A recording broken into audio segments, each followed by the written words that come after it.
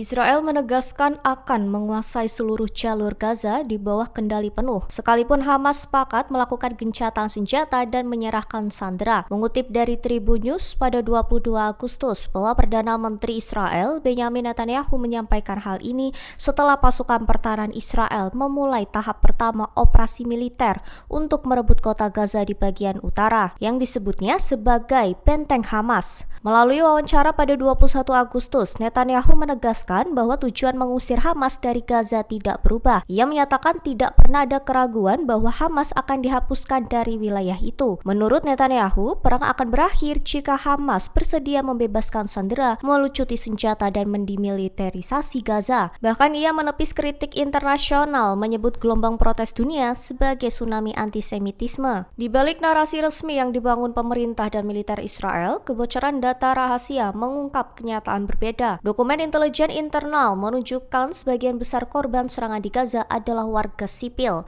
bukan pejuang bersenjata. Laporan investigasi gabungan mengungkap militer Israel secara diam-diam mengakui keakuratan angka korban dari Kementerian Kesehatan Gaza. Mengutip dari Tribun News pada 22 Agustus bahwa data hingga Mei 2024 mencatat sekira 53.000 korban, namun hanya 17% diantaranya yang diidentifikasi sebagai anggota Hamas atau Jihad Islam. Artinya, sekira 83% korban adalah warga sipil. Dokumen rahasia yang bocor menunjukkan praktik manipulasi data, termasuk mengubah status warga sipil yang tewas menjadi anggota Hamas untuk membesar-besarkan angka korban militan. Sejumlah sumber intelijen menyebut langkah ini dilakukan untuk menopang narasi perang. Ketika dimintai klarifikasi, militer Israel menyebut angka-angka yang beredar tidak benar, serta tidak mewakili sistem resmi pasukan pertahanan Israel. Perdana Menteri Israel Benyamin Netanyahu dilaporkan mengirim dua pesan yang saling bertolak belakang. Ia mengumumkan dimulainya negosiasi baru untuk pembebasan sandera,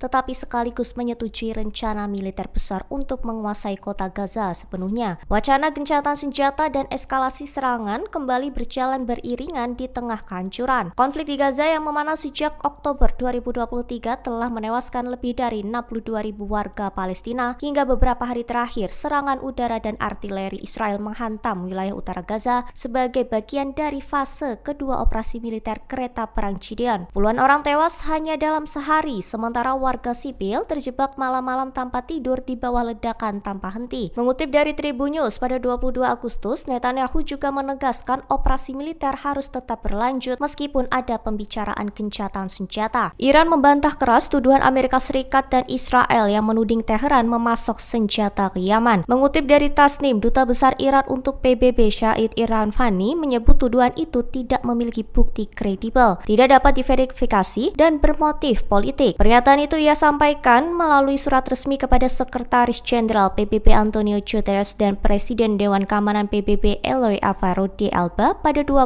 Agustus 2025. Iranvani menegaskan Iran selalu mematuhi hukum internasional dan resolusi Dewan Keamanan terkait Yaman. Ia menuding AS dan Israel justru menjadi sumber ketidakstabilan kawasan dengan serangan terhadap kapal tanker dan fasilitas sipil di Laut Merah serta Teluk Aden. Dengan begitu, Iran menegaskan tidak pernah mengirim senjata ke Yaman.